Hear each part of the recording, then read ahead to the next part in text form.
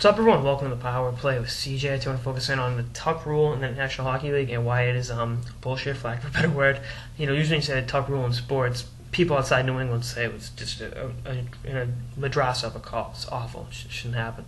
But, I tend to like it. And it really had no factor in the New England Patriots winning that game. Brady's hand was obviously coming forward. Kidding. But, I don't get it. You got to tuck your jersey. You can't tuck your jersey in a certain way. And, the way Semin got penalized last night was stupid. Gretzky always tucked it in like that.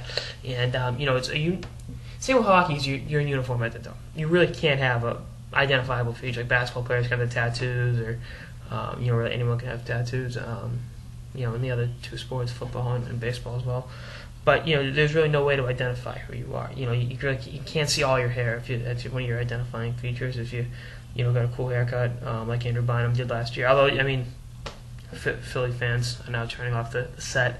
But, and that's safety protocol. That makes perfect sense. I'm not, advocating that. But, that's an identifying feature that kids, you want kids to emulate, being a role model. Another Philly athlete right there. I am not a role model, Charles Barkley. But, I don't get why the NHL is doing it. And if you can give me a reasonable explanation, please, I'm all ears. If anyone's in favor of the rule, tell me why. I won't be too mean to you about it, but I don't see the correlation there between having a identifiable feature, but it doesn't really obstruct the numbers, because they got numbers on their back of the helmet, front of the helmet, both sides of the sleeves, the TV numbers, as my dad would say, which I don't know if that makes sense or not, but so you can see their number pretty clearly, and if you can't, then the refs might actually be blind, that old joke about refs, but I don't understand it. And like I said, Semin got penalized for it last night. And what if, your jersey's the right way and it slips in over the course of the game, so you get a penalty, at an opportune time?